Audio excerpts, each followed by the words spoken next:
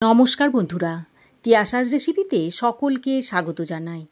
আজ আমি আপনাদের সঙ্গে দারুণ চটপটা ও মুখরোচক একটা খাবারের রেসিপি শেয়ার করতে এসেছি। এটাকে আপনারা বলতে পারেন জলফুলকি বা জলফুলুরি। এটার মধ্যে আপনারা অনেকটা ফুচকার স্বাদ পাবেন। এই গরমের মধ্যে সান্ধ্যকালীন খাবার হিসাবে এর জুড়ি মেলা ভার। খুবই ঘরোয়াভাবে আর ঘরোয়া কিছু মশলা দিয়ে আপনারা মাত্র 10 থেকে 15 মিনিটের মধ্যে এই খাবারটা রেডি করে নিতে পারবেন। আর এটা এতটাই টেস্টি, মুখরোচক ও চটপটা হয় যে ছোট থেকে বড় সকলেই একেবারে মজা করে খাবে। তো আসুন দেখে নেওয়া যাক এই চটপটা ও মুখরোচক স্বাদের খাবারটা আমরা কিভাবে বানাই। জল ফুলকি বানানোর জন্য প্রথমে আমি একটা পাত্রের মধ্যে একটু তেঁতুল নিয়েছি। তেঁতুলটাকে জলে গুলে নিচ্ছি ভালো করে।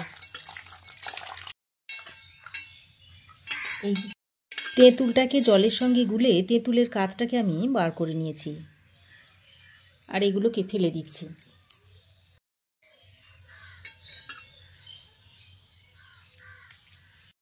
এবার আমি এর সঙ্গে আরও একটু জল মিশিয়ে নিচ্ছি। আপনারা যে পরিমাণ বেসন নেবেন সেই অনুযায়ী এই তেঁতুল জলটা বানিয়ে নেবেন। এটা অনেকটা ফুচকার জলের মতো। এখন আমি একটু ধনেপাতা কুচিয়ে নিচ্ছি। এবার আমি ধনেপাতাটাকে একটু কুচিয়ে নিচ্ছি। হঠাৎ করে যদি বাড়িতে কোনো অতিথি এসে থাকে, এইভাবে আপনারা জল ফুলকিটা বানিয়ে দিতে পারবেন। আর এটা তৈরি করতে খুব একটা বেশি সময় লাগে না, 15 মিনিটের মধ্যেই আপনারা এটাকে রেডি করে নিতে পারবেন। এবার এই জল ফুলকিটা বানানোর জন্য আমার একটা কাঁচা লঙ্কা লাগবে। কাঁচা লঙ্কাটাকে আমি একটু মিহি করে কুচিয়ে নিচ্ছি। দেখুন, ধনেপাতা আর কাঁচা লঙ্কাটা আমার কুচিয়ে নেওয়া হয়ে গেছে। এগুলো এক সাইডে সরিয়ে রেখে এবার এই তেঁতুলের জলটাকে আমি রেডি করে নিচ্ছি। এবার এই তেঁতুল জলের মধ্যে দিয়ে দিচ্ছি স্বাদ মতো নুন, দিয়ে দিচ্ছি একটু বিট নুন। আর এই বিট নুনটা অবশ্যই দেবেন, তাহলে এর স্বাদটা খুব ভালো হবে। দিয়ে দিচ্ছি 1 চামচ ধনে গুঁড়ো, 1 চামচ দিয়ে দিচ্ছি জিরে গুঁড়ো, দিয়ে দিচ্ছি একটু লঙ্কার গুঁড়ো। 1 চামচ মতো আখের গুড় নিয়েছি। স্বাদের ব্যালেন্স করার জন্য এই আখের গুড়টা এর মধ্যে দিয়ে দিচ্ছি। এখন এর মধ্যে যে ধনেপাতাটা কুচিয়ে রেখেছিলাম সেটা একটু দিয়ে দিচ্ছি, আর অল্প একটু কাঁচা লঙ্কা কুচিও দিয়ে দিচ্ছি। এর মধ্যে দিয়ে দিচ্ছি পাতিলেবুর রস। এই খোসাটাও এই জলের মধ্যে দিয়ে দিলাম। এখন আমি 2টো গন্ধরাজ লেবুর পাতা নিয়েছি। এই পাতা দুটো আমি ছিঁড়ে এর মধ্যে দিয়ে দিচ্ছি। এখন সব কিছু একসঙ্গে ভালো করে মিশিয়ে নিচ্ছি। দেখুন, খুব ভালোভাবে মিশিয়ে নিয়েছি। এখন এটাকে এক সাইডে সরিয়ে রেখে এবার আমি একটা বড় পাত্রে এরকম ছোট বাটির 1 বাটি বেসন নিয়েছি। বেসনটা এখন এই বাটিতে ঢেলে নিচ্ছি। প্রথমে আমি এই বেসনটার মধ্যে অল্প অল্প জল দিয়ে ভালো করে মেখে নেব। একবারে জলটা কিন্তু দিলে হবে না। একবারে জলটা দিলে ভালো করে বেসনটা গোলা যাবে না।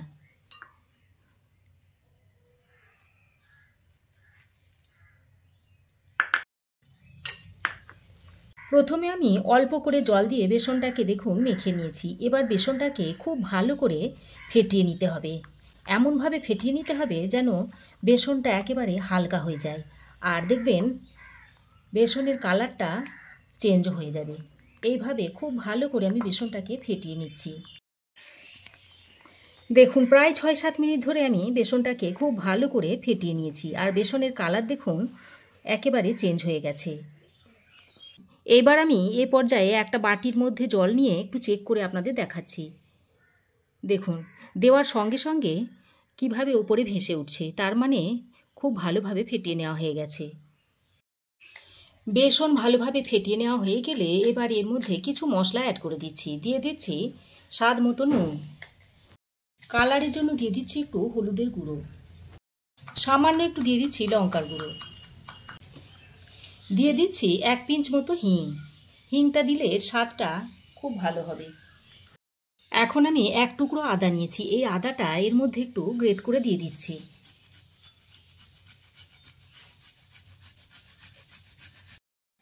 আর সঙ্গে দিয়ে দিচ্ছি অল্প একটু গোটা জিরে। তারপর সব কিছুকে আরও একবার ভালো করে মিশিয়ে নিচ্ছি। মশলাগুলো দিয়ে মেশানো হয়ে গেলে এরপর এর মধ্যে দিয়ে দিচ্ছি একটু গরম তেল, আর দিয়ে দিচ্ছি বেকিং সোডা। বেকিং সোডাটা অল্প পরিমাণে একটু দিয়ে দিচ্ছি। আবারও একবার ভালো করে মিশিয়ে নিচ্ছি। জল ফুলকি বা ফুলুরিটা যাতে ফোলা ফোলা হয় সেই জন্য একটু বেকিং সোডা আমি এর মধ্যে দিয়ে দিলাম। একটা কড়াইয়ে আগে থেকে হাই হিটে বেশ খানিকটা তেল আমি গরম করে নিয়েছি। তারপর এই বেসনের ব্যাটার থেকে অল্প একটু নিয়ে এইভাবে ছোট ছোট আকারে ফুলুরিগুলো দিয়ে দিচ্ছি। আমি খুব ছোট ছোট করে দিচ্ছি, তবে এইগুলো ফুলে বেশ অনেকটাই বড় হয়ে যাবে।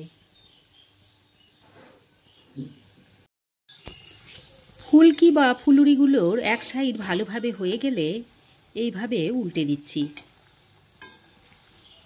ফুলুরি বা ফুলকিগুলো গরম তেলে ছেড়ে দেওয়ার পর এবার গ্যাসের ফ্লেমটাকে লো টু মিডিয়ামে করে উল্টে পাল্টে ফুলকি বা ফুলুরিটাকে ভালো করে ভেজে নিতে হবে।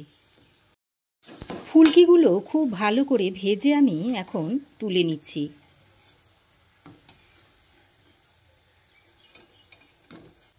তুলে আমি সরাসরি যে তেঁতুল জলটা তৈরি করে রেখেছিলাম তার মধ্যে এইভাবে দিয়ে দিচ্ছি। তেঁতুল জলটা নর্মাল, ফুলকিগুলো গরম গরম।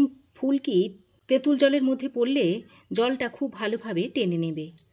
এবার আমি বাকি ফুলকিগুলো ভেজে নিচ্ছি। মোট দুটো শিফটে আমি ফুলকিগুলোকে ভেজে নিচ্ছি। দেখুন বাকি ফুলকিগুলো আমার ভাজা হয়ে গেছে। এগুলোকেও তুলে এই জলের মধ্যে দিয়ে দিচ্ছি। তারপর ভালোভাবে জলে মিশিয়ে দিচ্ছি। এবার আমি এর মধ্যে আরও একটু ধনেপাতা আর কাঁচা লঙ্কা দিয়ে দিচ্ছি। তারপর সব কিছুকে একসঙ্গে ভালো করে মিশিয়ে নিচ্ছি। 15 মিনিট আমি এইভাবে ফুলকিগুলোকে তেঁতুল জলে ভিজিয়ে রেখে দেব। তারপর 15 মিনিট পর আপনাদের কাছে ফিরে আসছি। দেখুন 15 মিনিট পর আমি ফিরে এসেছি। আর ফুলকিগুলো দেখুন তেঁতুল জলটা টেনে কতটা ফুলে উঠেছে। এবার আমি একটা বাটিতে সার্ভ করে দিচ্ছি।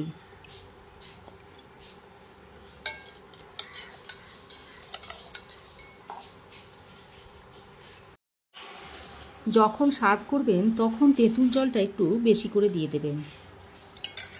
সার্ভ করার সময় উপর থেকে একটু এইভাবে লঙ্কার গুঁড়ো দিয়ে দেবেন, তাহলে দেখতে বেশ ভালো লাগবে।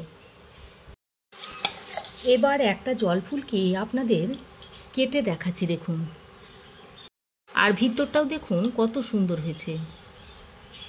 আর বেকিং সোডা দেওয়ার কারণে জল ফুলকিগুলো খুব ভালোভাবে ফুলে উঠেছে আর ভিতর এ পর্যন্ত রসটা টেনে নিয়েছে। তো আপনারা এইভাবে জল ফুলকিটা তৈরি করে সান্ধ্যকালীন জলখাবার হিসাবে ব্যবহার করতে পারেন। আর তাছাড়া এই গরমের মধ্যে এরকম একটা খাবার থাকলে প্রাণটা ঠান্ডা হয়ে যাবে। তো বন্ধুরা, আমার এই আজকের জল ফুলকির রেসিপি আপনাদের কেমন লাগলো অবশ্যই একটা কমেন্ট করে জানাবেন। ভালো লাগলে একটা লাইক ও শেয়ার করবেন। পাশে থাকা বেল আইকনটা অবশ্যই প্রেস করবেন। আর আমার চ্যানেলে নতুন বন্ধু হয়ে থাকলে প্লিজ চ্যানেলটা সাবস্ক্রাইব করার অনুরোধ রইল। আজ এ পর্যন্তই। আবার দেখা হবে নতুন কোনো রেসিপি নিয়ে নেক্সট এপিসোডে। সে পর্যন্ত ভালো থাকবেন, সুস্থ থাকবেন। ধন্যবাদ।